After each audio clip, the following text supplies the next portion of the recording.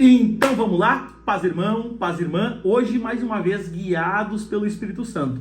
Vamos explorar o tema A Igreja e o Reino de Deus, baseado no texto de Marcos 1,15 que diz: o tempo está cumprido e o reino de Deus está próximo. Arrependei-vos e crede no Evangelho. No primeiro tópico abordaremos a natureza do reino de Deus. Deus reina soberanamente sobre toda a terra, Salmo 47, mantendo o controle absoluto sobre todos os eventos globais. Salmo 103, exploraremos a relação entre o reino de Deus, a nação de Israel e a igreja. Compreenderemos a escolha de Israel no Antigo Testamento, a expansão do reino pela chegada de Jesus Cristo. No segundo tópico, nós vamos abordar, e eu quero adentrar contigo, nas dimensões do reino de Deus e a importância da igreja para o reino de Deus. O reino de Deus também como uma realidade presente, enfatizada por Jesus nos evangelhos, não vinculada a um espaço físico ou geográfico, mas à presença de Jesus. Também destacaremos as funções da igreja, sua natureza universal e a interdependência dos seus membros. Mergulharemos nas dimensões futuras do reino de Deus, reconhecendo seu aspecto escatológico. Já no terceiro tópico e último, entenderemos a igreja no contexto do reino de Deus. Destacaremos a distinção entre igreja e reino, reconhecendo a igreja como parte e não a totalidade do reino.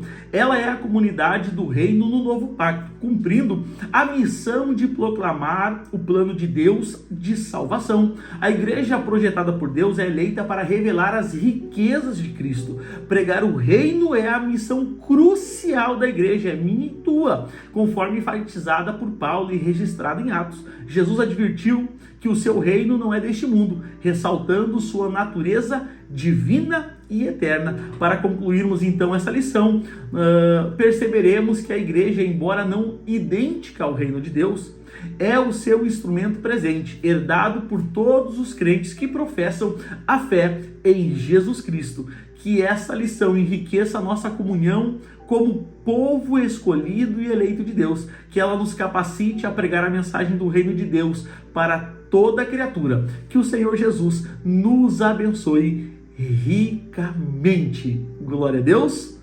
Então chegamos hoje à lição de número 4, que data do dia 28 de janeiro de 2024 e traz por título A Igreja e o Reino de Deus. Lembrando que a lição de número 1, 2 e 3 estão aqui no meu canal do YouTube, numa playlist para facilitar a tua busca, a tua procura. Assista todas as videoaulas, não deixe e não pule nenhuma, porque uma vai linkando com a outra e todas para o bom compreendimento do trimestre. A primeira videoaula que gravamos aqui foi sobre a origem da igreja, a segunda sobre imagens bíblicas da igreja, a terceira sobre a natureza da igreja, e hoje então estaremos falando sobre a igreja e o reino de Deus. O texto áureo dessa lição é Marcos 1,15, que diz: o tempo está cumprido e o reino de Deus está próximo. Arrependei-vos e crede no Evangelho. A nossa verdade prática: pregar a mensagem do reino de Deus é uma importante missão da igreja, e a gente está falando sobre isso nesse trimestre, né? O trimestre a gente está falando sobre o corpo de Cristo, né? A origem, a natureza, a vocação da igreja no mundo. Aqui está aqui a nossa revista. Então, a nossa leitura bíblica está em Marcos, capítulo 1, do verso 14 ao verso 17. Vamos, então, concluindo essa parte introdutória. A Bíblia apresenta Deus como um rei, Salmo 47, que exerce o seu governo e domínio sobre tudo que há. Sobre o seu reino, ele governa soberanamente. Nesta lição, apresentaremos uma compreensão do reino de Deus a partir de sua natureza e da relação com a igreja. Nesse aspecto, mostraremos o reino divino na sua dimensão universal e soberana, bem como sua realidade presente e futura. A igreja é vista como parte deste reino e por isso Deus a estabeleceu para viver, pregar e manifestar a vida do reino divino. Essa aqui então já é a nossa parte introdutória. Você que está sempre comigo, meu irmão, minha irmã, amigo, amiga que me assiste, é um privilégio, é um prazer tê-lo mais uma semana aqui comigo. Como sempre eu te peço, confira se você já é inscrito aqui no meu canal do YouTube. Se porventura você ainda não for inscrito, se inscreva aqui no canal, deixe a sua mãozinha no like como sinal de gratidão. por esse vídeo. Se você está chegando agora, quem sabe pela primeira, pela segunda vez, quem sabe você estava procurando pela lição de número 4 da Escola Bíblica Dominical do primeiro trimestre de 2024, o algoritmo do YouTube te trouxe até o meu canal do YouTube. Você não precisa se inscrever no meu canal, você que está chegando agora.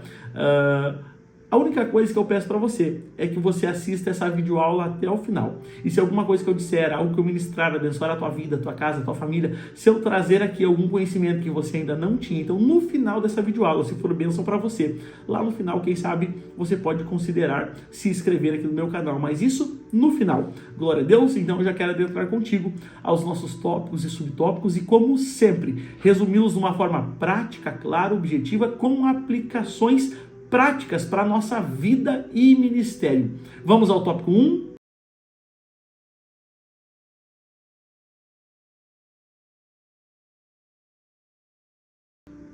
A natureza do reino de Deus. O tópico 1 ele tem 3 subtópicos. O primeiro deles, o reino de Deus é universal.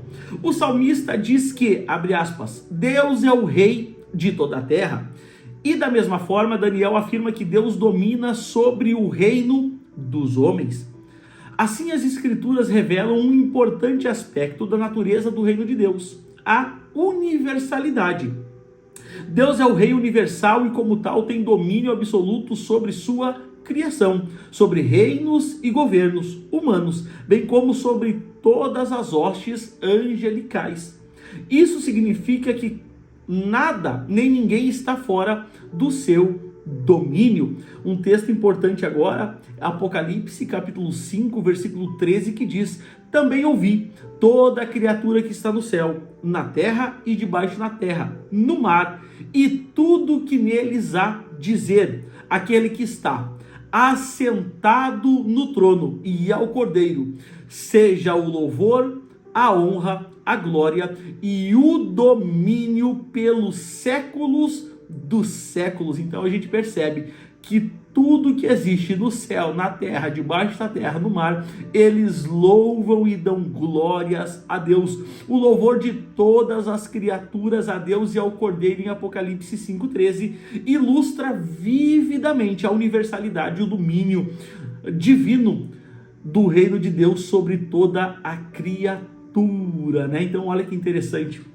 Eu me lembro de outro texto onde Deus encontra com o profeta Elias e diz assim: Elias, unja Eliseu, profeta em teu lugar, Jeú, rei sobre Israel, e Azael, rei sobre a Síria. O que é isso?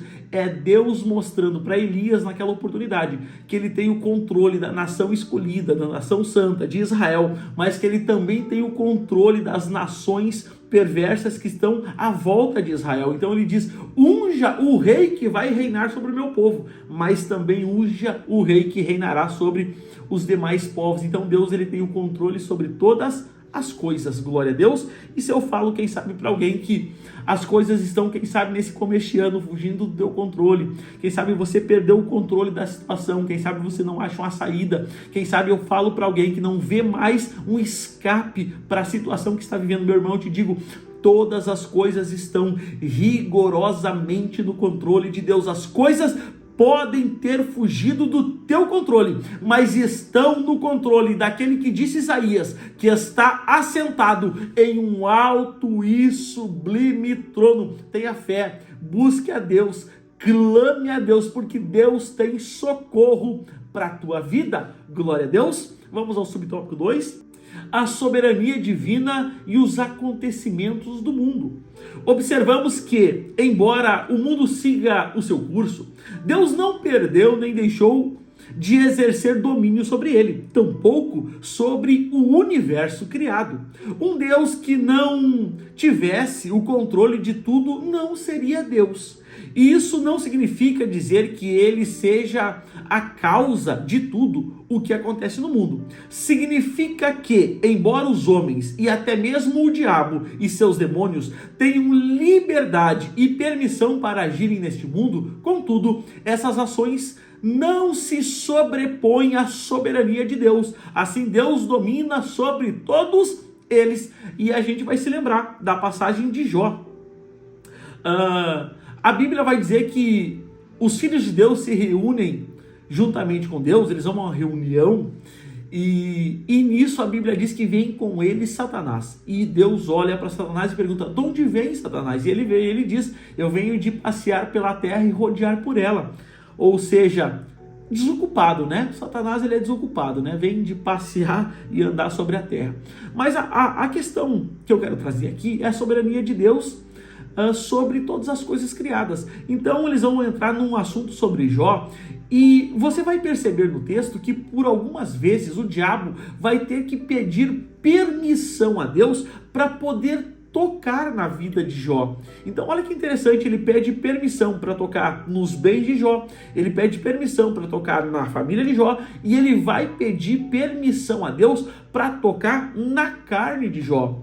Deus vai dizer: pode tocar na carne, só não pode tocar na sua vida, não pode lhe tirar a vida. Então perceba que Deus tem domínio sobre todas as coisas, inclusive, principalmente sobre o diabo. E depois de toda o seu flagelo, de toda a sua luta, de todo o desenrolar da história de Jó, no final do livro Jó termina dizendo, Jó 42:2 diz: bem sei que tudo podes e que nenhum dos seus planos podem ser frustrados. A confissão de Jó destaca a onipotência de Deus e da sua soberania sobre todos os seres criados, confiando que os planos de Deus são melhores do que os nossos. Jó vai dizer: eu te conhecia de ouvir falar, só que depois de tudo isso, os meus olhos te contemplam. E eu falo, quem sabe, para alguém que está vivendo um momento difícil na sua vida, assim como Jó estava vivendo um momento, quem sabe, de desilusão, um momento de perda, um momento de pânico, um momento de caos. Mas eu quero te dizer, meu irmão, que Deus pode todas as coisas, que nada está fora do controle de Deus, e que os planos de Deus para mim e para a tua vida não acabam nessa prova, não acabam nessa perda, não acabam com esse celeiro vazio, não acabam com essa noite escura, não acabam no meio dessa tempestade, mas a honra para a tua vida, eu tenho certeza que Deus tem planos melhores, maiores para a nossa história. E assim como Deus restituiu tudo que Jó tinha em dobro, se você for fiel a Deus, Deus pode restituir aquilo que o diabo tem levado em dobro também na tua vida, na tua história, na tua família e no teu ministério. Você pode glorificar a Deus aí da sua casa. Quem sabe você pode até levantar a sua mão e tributar a Deus uma palavra de adoração, uma palavra de louvor a Deus. Vamos ao subtópico 3, o reino de Deus, a nação de Israel e a igreja. O Antigo Testamento revela que Deus escolheu um povo chamado Israel para reinar sobre ele e através dele em um governo soberano e teocrático. Quando Israel estava organizado em quando Israel estava organizado em um regime tribal, Deus reinava sobre ele de forma soberana, exercendo o seu governo teocrático sobre seu antigo povo. Israel, por isso, era um reino sacerdotal. Dessa forma, quando escolheu Israel, Deus tinha o propósito de abençoar a nação e, por meio dela, todos os povos da terra. Êxodo, um texto importante, 19:5 diz: agora, pois, se atentarem e derem ouvidos à minha voz e guardarem a minha aliança, então sereis a minha propriedade peculiar dentre todos os povos, porque toda a terra é minha, e vós sereis para mim reino sacerdotal e nação santa. São estas as palavras que falarás aos filhos de Israel. Então aqui é Deus chamando o povo de Israel a ouvir a sua voz, guardar os seus mandamentos, e ouvindo a voz de Deus, guardando os mandamentos de Deus, Deus tinha elegido com isso aquele povo, para aquele povo ser sacerdote e nação santa, e para que através daquele povo Deus abençoasse os demais povos. E assim, eu e você, no Novo Testamento, somos a geração eleita, a nação santa, o sacerdócio real de Deus. Deus nos escolheu em Cristo, e eu e você agora temos essa prerrogativa que Israel tinha, de ser um abençoador, abençoarmos as pessoas, abençoarmos quem passa pela nossa vida, abençoarmos o povo de Deus, abençoarmos os filhos de Deus. Agora recaiu sobre a igreja essa questão. Terminando ainda o subtópico, esse propósito se concretizou na pessoa de Jesus Cristo. o filho de Davi, que por intermédio de sua morte e ressurreição estabeleceu a igreja. Outro texto importante, Gálatas 3,14, que diz: para que a bênção de Abraão chegasse aos gentios por Jesus Cristo, a fim de que recebêssemos pela fé o Espírito prometido. Quando Gálatas fala isso, ele evidencia que o propósito divino de abençoar todas as nações foi cumprida por meio de Jesus Cristo, expandindo o entendimento do reino para além das fronteiras de Israel. E agora, aquelas nações que seriam abençoadas em Abraão, lembra do segundo chamado que Deus chama Abraão no capítulo 12 de Gênesis? Abençoarei os que te abençoarem, amaldiçoarei os que te amaldiçoarem, e todas as nações da terra serão benditas por meio de ti. Agora isso recaiu sobre a igreja, e a igreja sim é esse sacerdócio real para as nações. Glória a Deus. Então, meu irmão, minha irmã, esse é o nosso papel, esse é o nosso dever, essa é a nossa missão, que eu e você possamos ser como uma flecha na mão do valente, e que o Senhor possa nos usar para aquilo que Ele bem entender. Então já está aí um resumo prático, claro, objetivo, com aplicações práticas para a nossa vida, casa, família e ministério do tópico 1, e eu já quero avançar contigo ao tópico 2 dessa lição, a igreja e as dimensões do reino de Deus. O tópico 2 também tem 3 subtópicos. O primeiro deles, o reino de Deus como uma realidade presente. Nos evangelhos, vemos Jesus chamando a atenção para a dimensão presente do reino de Deus. Por exemplo, Mateus registra Jesus libertando e curando um endemoniado cego e mudo. Esse fato extraordinário provocou o ciúme e a ira dos fariseus, que o acusaram de fazer isso pelo poder de Belzebu. Mateus 12, 24. A resposta de Jesus foi reveladora, abre aspas. Mas, se eu expulso o demônio pelo Espírito de Deus, é, consequentemente, chegado a vós o reino de Deus. Nessas palavras do Senhor, vemos um aspecto importantíssimo na compreensão da identidade do reino de Deus, a sua realidade presente. Em outras palavras, com o advento de Jesus, o reino de Deus já estava presente aos homens. Nosso Senhor disse que o reino de Deus havia chegado. Logo, esse reino não é algo subjetivo, mas concreto e real. E o reino de Deus, sim, ele já veio. Um texto importante, Colossenses 1:13, vai dizer: ele nos libertou do império das trevas e nos transportou para o reino do Filho do seu amor. Essa passagem destaca a ação presente de Deus ao libertar os crentes do domínio das trevas e transferi-los para o reino do seu Filho, evidenciando a realidade presente do reino de Deus. Então, assim como Jesus disse, o reino de Deus está entre nós. Glória a Deus. E a gente faz parte, a igreja faz parte desse reino. A igreja não é o reino de Deus, mas a igreja faz parte, é participante do reino de Deus. Vamos ao subtópico 2. Onde está o reino de Deus? O reino de Deus como realidade presente não está relacionado ao espaço geográfico, mas com a presença de Jesus, pois onde a presença dele está, o reino de Deus se manifesta. E ele disse, Mateus 28:20, né? Eis que estou convosco todos os dias, até a consumação dos séculos. Então, se o reino de Deus tem a ver com a presença de Jesus, e ele disse que a presença dele está conosco todos os dias, então o reino de Deus está conosco, glória a Deus.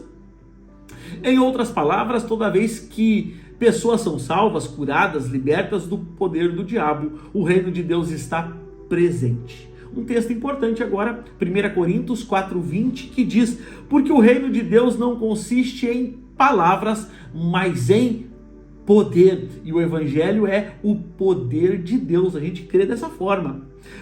Continuando ainda, ora, o reino de Deus estava presente no ministério de Jesus, pois ele mesmo era a manifestação do reino. Estava presente no ministério apostólico na igreja primitiva e, finalmente, está presente por intermédio da igreja de Cristo na era presente.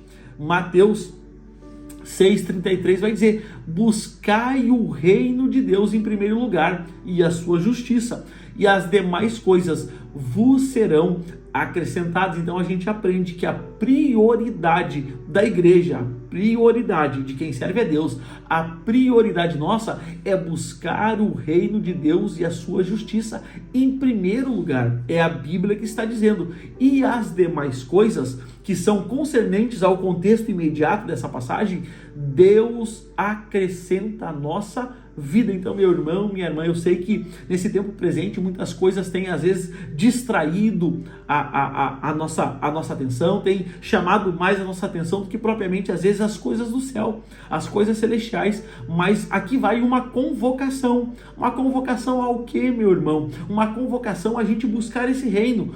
A gente buscar o reino em oração, em jejum, em consagração, em leitura da palavra, em devocional. Meu irmão, minha irmã, eu chamo a atenção sua agora para a questão da sua vida espiritual. Quanto tempo faz que você já não jejua mais? Quanto tempo faz que você já não passa horas e horas em oração? Quanto tempo faz que você não se levanta no meio da madrugada e começa a orar e você, quando vai parar de orar, acha que passou 10 ou 15 minutos, abre a janela e o sol já está raiando lá fora. Você orou a noite inteira e não viu o tempo passar. Quanto tempo faz, meu irmão? Mateus está dizendo: buscai o reino de Deus em primeiro lugar. Vamos em diante, subtópico 3. O reino de Deus como realidade futura. Assim como o reino de Deus possui uma dimensão presente, ele também possui uma dimensão futura. Esse é o aspecto escatológico do reino de Deus. Embora o reino de Deus seja uma realidade presente hoje, e mesmo sendo possível já experimentá-lo agora, contudo, ele se manifestará na sua plenitude na era vindoura. O milênio, o reino de 1000 anos sobre a terra, faz parte dessa dimensão futura do reino de Deus. E um texto chave para nós entendermos isso, Apocalipse capítulo 20, versículo 4, que diz: vi também tronos nos quais se assentaram aqueles aos quais foi dada autoridade para julgar. Vi ainda as almas dos decapitados por causa do testemunho de Jesus e da palavra de Deus, bem como aqueles que não adoraram a besta, nem tampouco a sua imagem, e que não receberam a marca na fronte ou na mão.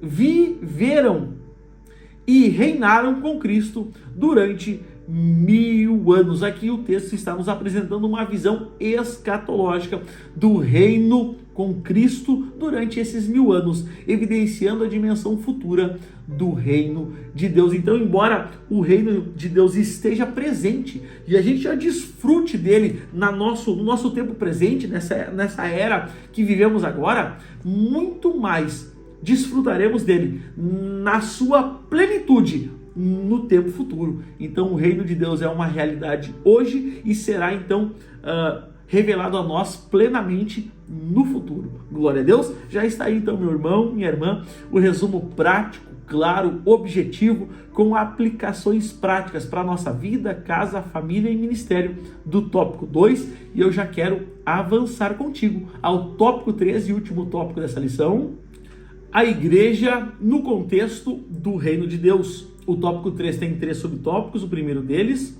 a distinção entre igreja e reino de Deus.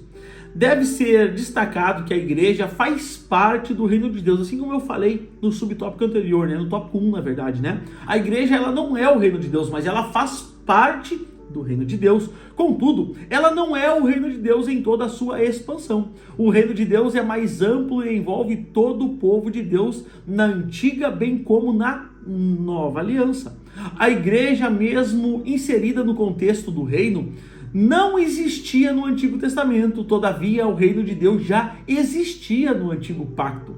Assim como debaixo do Antigo Pacto em Israel era a comunidade do reino, a igreja é a comunidade do reino no Novo Testamento. Efésios 2,14 diz: porque ele é a nossa paz, o qual de ambos os povos fez um, e derrubando a parede de separação que estava no meio, mas agora em Cristo, vós que antes estavam longe, já pelo sangue de Cristo estão perto. Efésios, o que Paulo está dizendo em Efésios, ele está falando e abordando a questão da união dos judeus com os gentios, se transformando em igreja, ressaltando que Cristo quebrou a barreira, mostrando como a igreja se encaixa no plano mais amplo de Deus. Então, Deus tinha dois povos no Antigo Testamento, o povo judeu, o escolhido, e os gentios. Quem são os gentios? Todos os povos que não são judeus. Então, desses dois povos, Deus fez um. E quem é esse um? A igreja. Eu sempre digo alegoricamente que quando Deus olha do céu para a terra, hoje ele enxerga três povos. O primeiro, ele enxerga a igreja. O segundo, ele enxerga os judeus. E terceiro, ele enxerga os gentios. Quem é a igreja? Todos aqueles que aceitaram e confessaram Jesus como Salvador são igreja de Deus. Os judeus, são da descendência de Abraão, que não aceitaram a Cristo ainda. E quem são os gentios? Os gentios são aqueles que não são judeus e não são igreja, são gentios. Então Deus tem a igreja, os judeus e os gentios. Glória a Deus. E de ambos os povos, então, dos judeus e dos gentios, Deus forma hoje a igreja. Vamos em frente, subtópico 2. A igreja expressa o reino de Deus.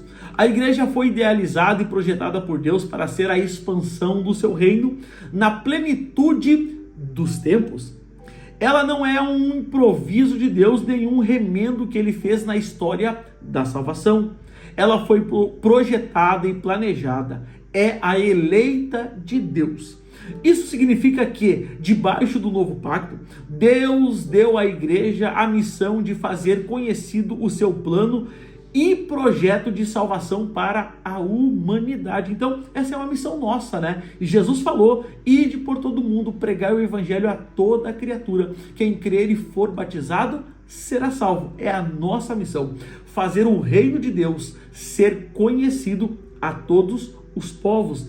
É uma missão minha, é uma missão tua. Glória a Deus. Continuando. E por intermédio da igreja, que as insondáveis riquezas de Cristo se tornaram conhecidas dos principados e potestades. Por meio da igreja que o reino de Deus será conhecido em toda a terra. Então o nosso dever é pregar o evangelho. Paulo vai dizer a seu filho Timóteo: pregue a palavra em tempo e em fora de tempo. Pregue a palavra. Um texto interessante nessa altura da lição, Efésios 3:10, que diz: para que pela igreja a multiforme sabedoria de Deus seja conhecida agora dos principados e potestades também no céu. Essa passagem destaca que a igreja como o meio pelo qual a sabedoria de Deus é revelada, ressaltando o seu papel na expansão do reino de Deus. Então essa passagem está destacando isso, que a igreja é o meio pelo qual a sabedoria do reino é conhecida e também a expansão do reino é realizada. Glória a Deus. Vamos em frente. Subtópico 3 do tópico 3. A igreja e a mensagem do reino de Deus. Pregar o reino de Deus é a importante missão da igreja. Falando aos presbíteros de Éfeso, Paulo recordou que pregou a eles o reino de Deus. Então, meu irmão, minha irmã, deixa eu abrir um parênteses aqui para colocar algo. A gente tem visto por aí muitos pregadores pregando mensagens de autoajuda, muitos pregadores pregando mensagens de coachings, muitos pregadores pregando uma mensagem de facilidade, uma mensagem que lá vai bênção, aqui vem bênção, levante a mão, toque no irmão, pega a chave do teu carro, tem chave de apartamento, tem chave de tudo. Mas, irmão, a mensagem continua a mesma.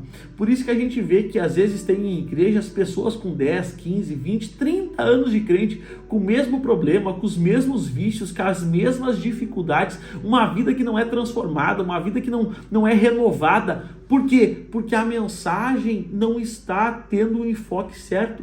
Meu irmão, a mensagem ainda é a mesma. Jesus salva, Jesus cura, Jesus liberta, Jesus batiza com o Espírito Santo e vai nos levar para morar com Ele. Ah, irmão, essa é uma mensagem antiga, uma mensagem quadrada. Essa mensagem não dá ibope. Irmão, Pregue a mensagem como ela é. A mensagem é: aquele que quiser vir após mim, negue-se a si mesmo, tome a sua cruz diariamente e depois segue. Então, meu irmão, a mensagem de Deus não mudou, não precisa de enfeite, não precisa de ajuda, não precisa de bajulação, a mensagem continua a mesma. Jesus salva, Jesus cura, Jesus liberta, Jesus batiza com o Espírito Santo e nos levará para morar com Ele, para de graça, pregue a mensagem, simples como ela é. Paulo disse: eu não fui a vós com sabedoria humana, mas em demonstração de poder. Então essa é a função da mensagem, transformar vidas. Meu irmão, se a gente entendesse isso, seria muito mais rápido a obra de evangelização global que a igreja precisa fazer. Vamos em frente? Portanto, pregar a mensagem do reino é a missão da igreja. Quando esse entendimento não é claro, então a igreja local acaba saindo da sua rota e enveredando por outros caminhos que se distanciam da sua missão, que é pregar a mensagem do reino de Deus. A esse respeito, Jesus foi bem claro em dizer que o seu reino não é desse mundo. Um texto para nós concluirmos o tópico 3, Tiago, capítulo 2, versículo 5, que diz: ouvi, meus amados irmãos, porventura não escolheu Deus aos que são pobres quanto ao mundo, para fazê-los ricos na fé e herdeiros do reino que ele prometeu aos que o amam? O que Tiago está ressaltando é que, como Deus escolheu os crentes independentemente da sua posição social para serem herdeiros do reino, enfatizando a mensagem exclusiva da igreja. Então, meu irmão, nós somos escolhidos por Deus, nós não somos o acaso de Deus, nós não somos um acidente de Deus, nós somos eleitos de Deus, escolhidos de Deus para pregar a mensagem, para fazer que o reino de Deus avance, que a gente possa tomar uma posição diante dessa mensagem exposta nessa lição e que a gente possa se conscientizar que nós somos escolhidos de Deus. Eu já quero avançar contigo, vamos à conclusão.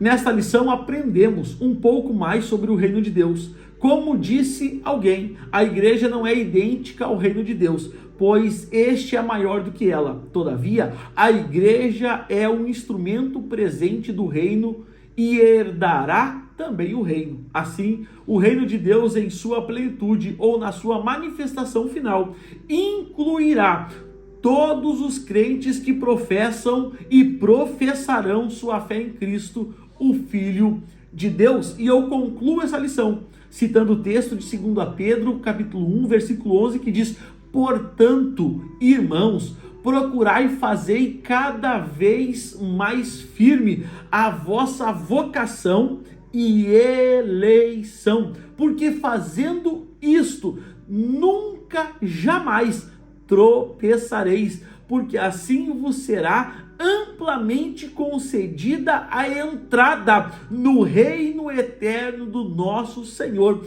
e Salvador Jesus Cristo. Pedro destaca a entrada nesse reino, meu irmão, de Jesus Cristo como algo que será amplamente suprimido aos crentes. Glória a Deus, você pode glorificar a Deus.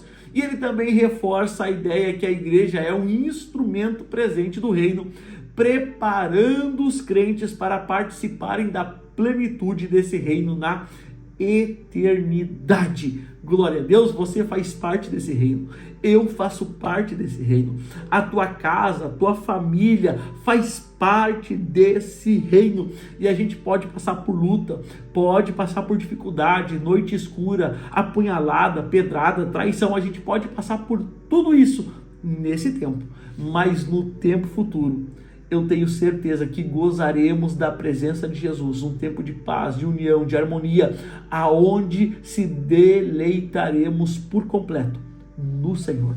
Glória a Deus. Então está aí, querido irmão, irmã, amiga, amigo que me escuta, o resumo prático, claro, objetivo, com aplicações práticas para a nossa vida, para a nossa casa e para a nossa família, da lição de número 4. E agora sim, se tudo isso foi bênção para a tua vida, para a tua casa, para a tua família, se eu trouxe aqui algum conhecimento que você ainda não tinha, então se inscreva aqui no meu canal do YouTube, deixe a sua mãozinha no like como forma de gratidão e, se possível, deixe um comentário abaixo aqui dessa videoaula.